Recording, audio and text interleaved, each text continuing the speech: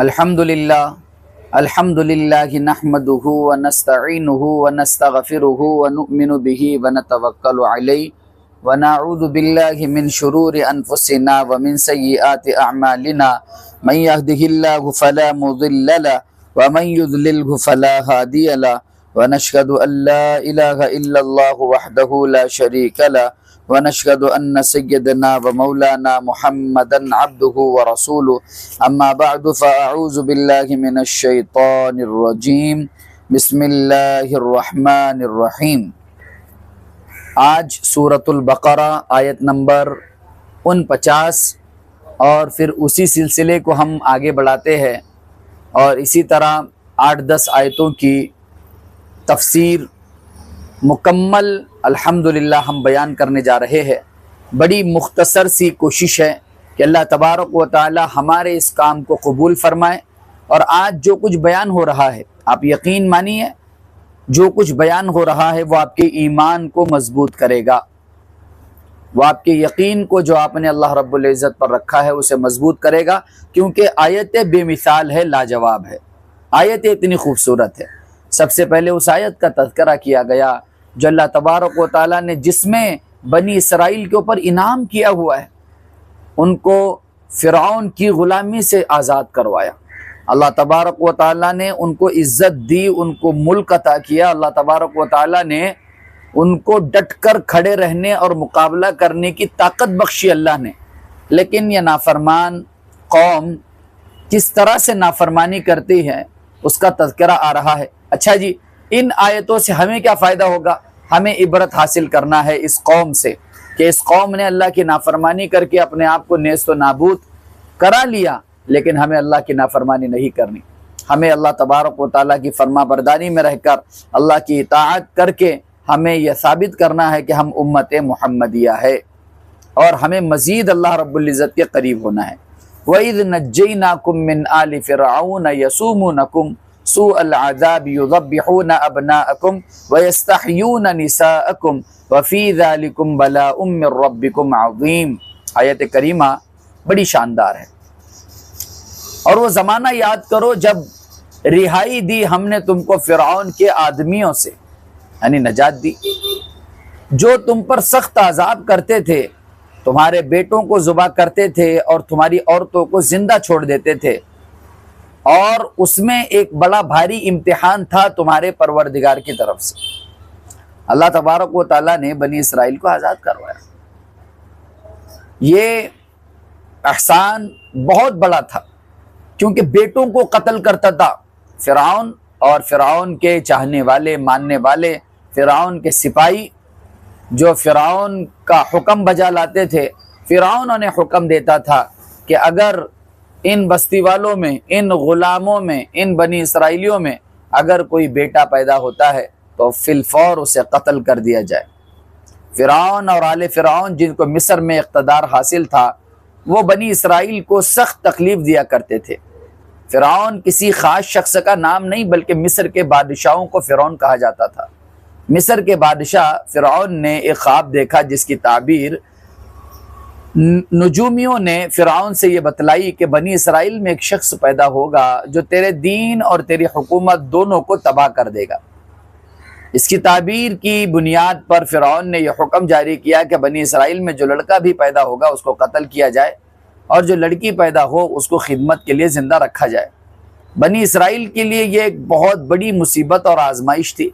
अल्लाह ताला ने बनी इसराइल को इस मुसीबत से आज़ाद किया और उनकी ज़िंदगी वो रिहाई के लिए अल्लाह ताला ने हज़रत मूसा को पैगंबर बनाया और हज़रत मूसा के हुक्म से बनी इसराइल को मिस्र से रातों रात ले चले। अल्लाह ताला के हुक्म से हज़रत मूसा, जिसकी तफसील कुरान मजीद के मुख्तलिफ आयात में हम आगे पढ़ेंगे।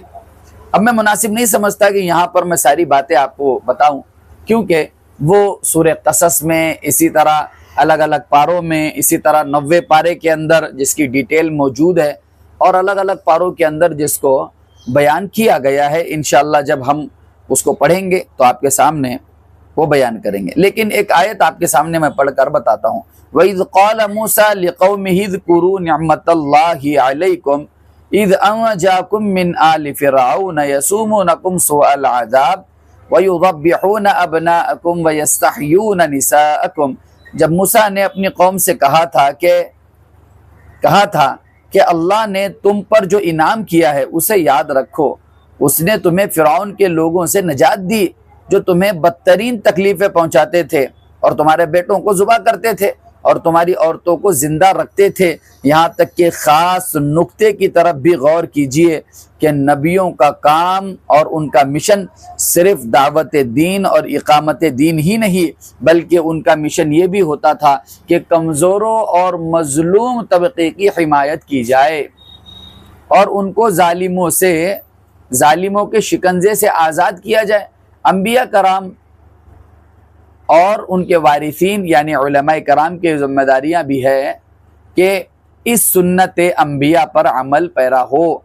हज़रत मूसा ने अपने बाद वालों के लिए ये प्यारी सुन्नत छोड़ी कि वह जालिम को जुल्म से रोके और मजलूमों की जुल्म से रिहाई की अमलन कोशिश करे। बनी इसराइल के लिए समंदर में रास्ता बना दिया।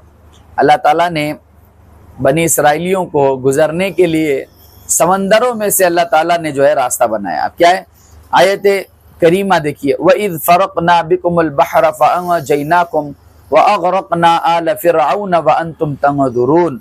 और जब हमने तुम्हारी वजह से दरिया फाड़ दिया, तुम्हारी वजह से हमने दरिया फाड़ दिया, फिर हमने तुमको बचाया और फ़िरऔन के लोगों को डुबो दिया और तुम देख रहे थे।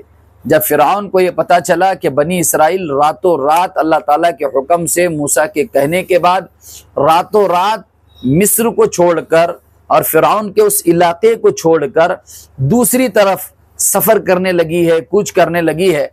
और जब फ़िरऔन आले फ़िरऔन को जब ये बात पता चली तो वो उनको पकड़ने के लिए, क्योंकि अगर ये लोग चले गए तो हुक्मरानी किस पे करेंगे, गुलाम किनको बनाएंगे। हिंदुस्तान में अंग्रेज़ आए थे तो अंग्रेज़ ने गुलाम किसको बनाया, हिंदुस्तानियों को गुलाम बनाया, हिंदुस्तानियों से काम लिया, हिंदुस्तानियों की जानें ली अंग्रेज़ों ने। लेकिन अल्लाह तबारक व तआला ने उन्हें ज़्यादा दिनों तक इस ज़मीन पर, ज़रख़ेज़ ज़मीन पर पनपने नहीं दिया। हाँ, 200 साल का अरसा भी कुछ कम नहीं होता, लेकिन याद रखना जुल्म कितना ही बड़ा क्यों ना हो, जुल्म की रातें कितनी ही गहरी अंधेरी क्यों ना हो, उजाला निकलता है इंसाफ का। और निकला अल्हम्दुलिल्लाह। आपने नाम सुना शहीद टीपू सुल्तान रहमतुल्लाह अलैह का, आपने नाम सुना अशफाकुल्लाह खान का, आपने नाम सुना बड़े बड़े इंडियन लीडरों का जिन्होंने अपनी जानें देकर इस मुल्क को आज़ाद करवाया, चाहे वो सुभाष चंद्र बोस हो, चाहे फिर वो भगत सिंह हो, चाहे फिर इसी तरह से वो गांधी जी हो, या इसी तरह और भी बहुत सारे लीडरान गुजरे हैं जिन्होंने अंग्रेज़ों के सामने घुटने नहीं टेके, माफ़ीनामा नहीं लिखा कि हमें माफ़ कर दो, जानें दी उन्होंने और वो शहीद होकर इस दुनिया को छोड़कर आज़ाद हिंदुस्तान आने वाले लोगों को देकर चले गए। बहरहाल यहाँ पर जो मैं बात करने वाला हूँ वो है एक नबी के मुताल्लिक, मूसा अला नबीना अलैहिस्सलातु वस्सलाम। अब अल्लाह के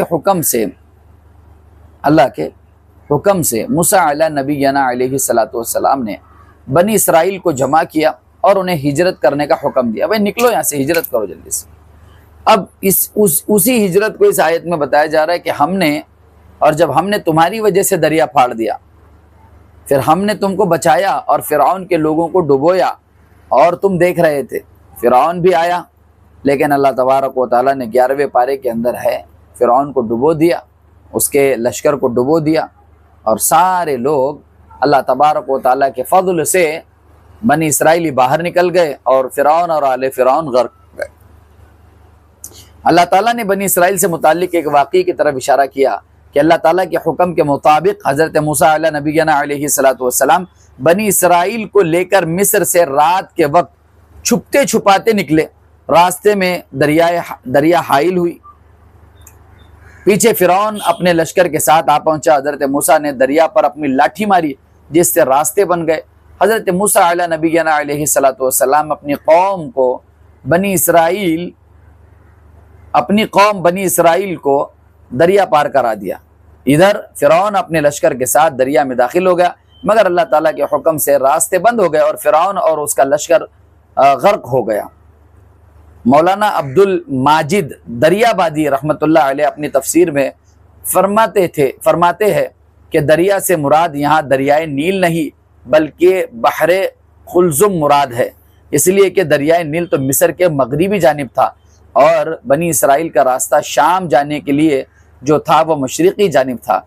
मिस्र से शाम की राह के करीब बहरे खुलजुम है। अल्लाह ताला की कुदरत पर गौर कीजिए कि अल्लाह ताला के हुक्म से समंदर का पानी समेट कर दोनों तरफ पहाड़ जैसी दीवारें तैयार हो गई और दरमियान में खुश्क रास्ता पैदा हो गया। बनी इसराइल ने समंदर पार कर लिया। बनी इसराइल के समंदर को पार करने का वाक़या कुरान मजीद में मुतअद्दिद जगह मौजूद है। सूरह आराफ की आयत नंबर 138 में यूँ कहा गया, वजावज़ना बिबनी इसराइल अल बहर, और हमने बनी इसराइल से समंदर पार करवाया।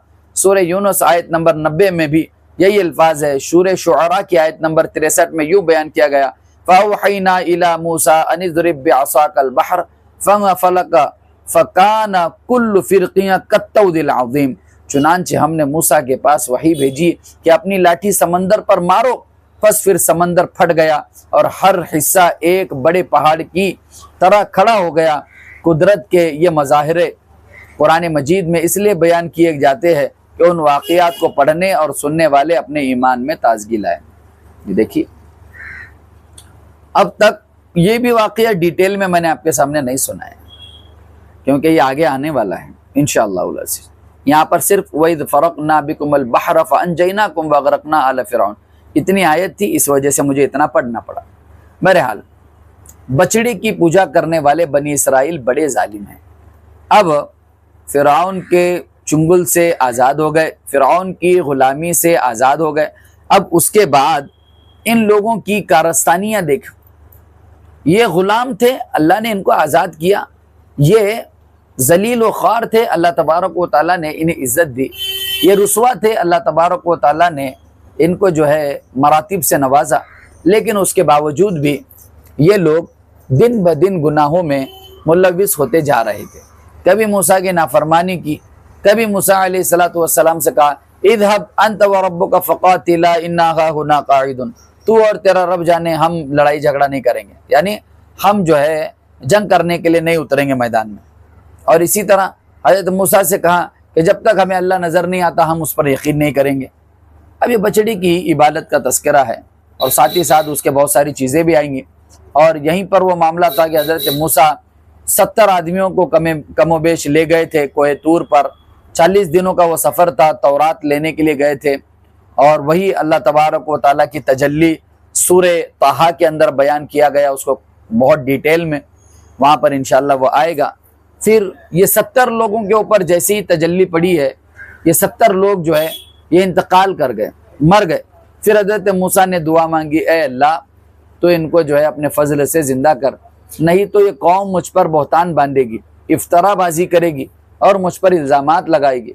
फिर उसके बाद वो 70 आदमी ज़िंदा हो गए। लेकिन यहाँ पर क्या हुआ है, बछड़े को अपना माबूद बना लिया गया, बछड़े को अपना माबूद बना लिया गया, बछड़े की इबादत शुरू कर दी गई, उसको गॉड मान लिया गया।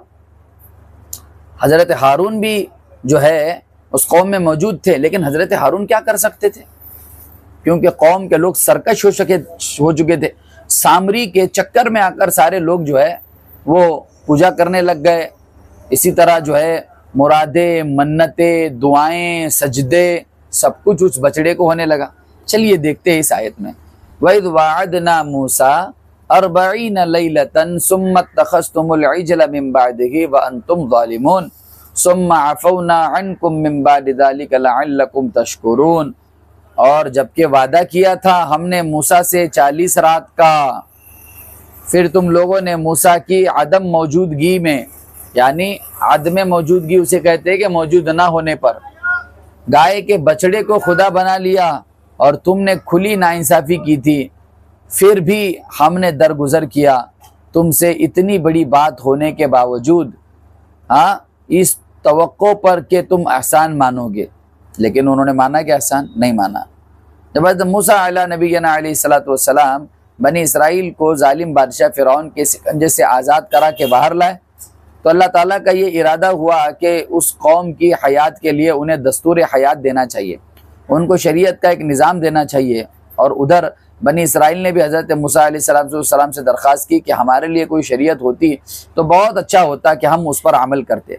चुनांचे हज़रत मूसा अलैहिस्सलाम के हुक्म से जज़ीरे नुमाए सीना के एक पहाड़ की चोटी, जिसको कोहे तूर कहा जाता है, उस पहाड़ पर तशरीफ़ लाए। यहाँ 1 महीने तक अल्लाह की इबादत में मशगूल रहे। फिर उसमें मज़ीद 10 दिन का इजाफ़ा किया गया। फिर 40 दिन के बाद आसमानी किताब तौरात हज़रत मूसा को दी गई। बनी इसराइल में एक शख्स था जिसका नाम सामरी था। उसने सोने चांदी का एक बछड़ा तैयार किया और उसके अंदर एक किस्म की मिट्टी डाल दी, जो हज़रत जिब्राइल अलैहिस्सलाम के घोड़ों के कदमों के नीचे से उसने उठा ली थी। इसमें बस जान सी पड़ गई। सामरी ने बनी इसराइल को पट्टी पढ़ाई कि जिस रब से शरीयत लाने के लिए मूसा गए हैं वो रब तो यही है, तुम इसकी परस्तिश करो। चुनांचे बनी इसराइल के जाहिलों ने उस बछड़े की परस्तिश शुरू कर दी। बनी इसराइल के बछड़े को माबूद बनाने के इस जुर्म का तस्करा सूरह बकरा आयत नंबर 92 में यूँ कहा गया, व लक़द जाअकुम मूसा बिल बय्यिनाति सुम्मा इत्तख़ज़्तुमुल इजला मिन बादी। खुद मूसा तुम्हारे पास रोशन निशानियाँ लेकर आए, फिर तुमने उनके पीठ पीछे ये रस्म जो है ढाया के गाय के बछड़े को माबूद बना लिया। बनी इसराइल ने बछड़े की पूजा की और उसको जो है माबूद मानने लगे, बछड़े की पूजा करके उसको माबूद मानने लगे। एक कितनी अनपढ़ और जाहिल कौम थी। यानी एक नबी ने उन्हें आज़ाद करवाया और वो नबी एक अल्लाह की दावत दे रहा है। वो नबी शरीयत लाने के लिए एक पहाड़ जिसका नाम कोहे तूर है वहाँ गया हुआ है। उसके आने का इंतज़ार करने के बजाय सामरी नामी जाहिल शख्स के पीछे लगकर पूरी की पूरी कौम बछड़े की इबादत करने लग गई। पूरी कौम। आसमानी किताबों का नुज़ूल और मकसद हुसूल, वइज़ आतैना मूसल किताब वल फुरक़ान लअल्लकुम तहतदून, यही आयत है। और जब हमने मूसा को किताब तौरात दी और फैसला करने की चीज़ें दी, तो उस तवक्को पर कि तुम राह पर चलते रहो, इस तवक्को पर कि तुम राह पर चलते रहो, यानी सीधे रास्ते पर चलते रहो। अब मूसा अला नबीना अलैहिस्सलातु वस्सलाम कोहे तूर से आते हैं, पूरा मामला देखते हैं। फिर उसकी तौबा क्या है? भाई कत्ल करना है उन लोगों को जो कुफ्र और शिरक में थे। अब उसका जिक्र आगे आ रहा है।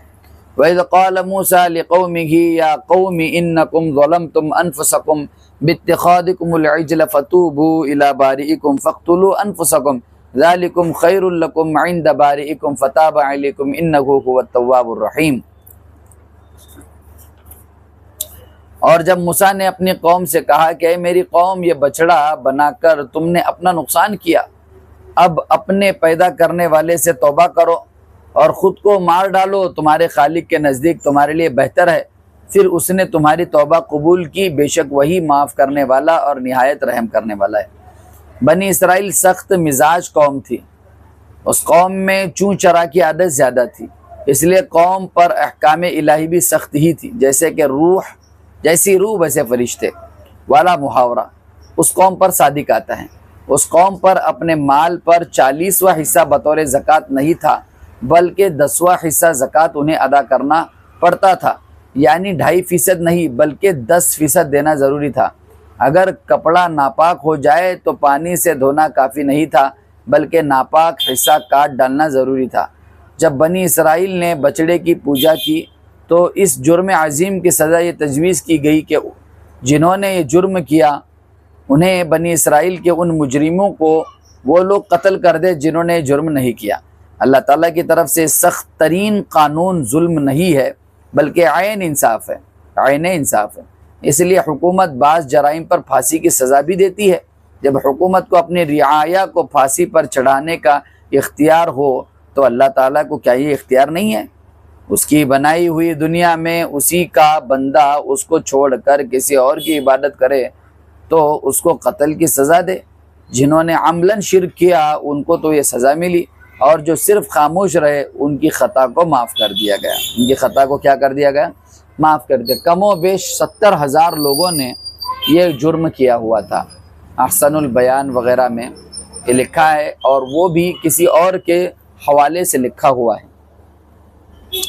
अल्लाह ताला को देखने का मुतालबा करने वाले बनी इसराइल। अब ये गालिबन ये आखिरी आयत होंगी हमारी, नहीं आखिरी आयत जी, अभी 2 आयतें आपके सामने तिलावत की जानी है। वइज़ क़ुल्तुम या मूसा लन नुअमिन लक हत्ता नरल्लाह जहरतन फ़अख़ज़तकुम अस्साइक़तु व अंतुम तंज़ुरून सुम्मा बअथनाकुम मिन बअदि मौतिकुम लअल्लकुम तशकुरून।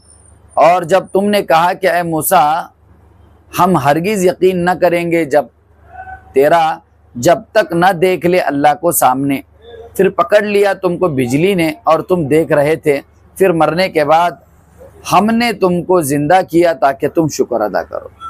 आयत मूसा अलैहिस्सलातु वस्सलाम जब कोई तूर से तौरात लेकर अपने कौम के पास पहुँचे तो उनके सामने तौरात पेश की और कहा कि ये अल्लाह की किताब है। तो बाज़ गुस्ताखियों कहने लगे कि हम तो महज तुम्हारे कहने से कैसे मान लेंगे,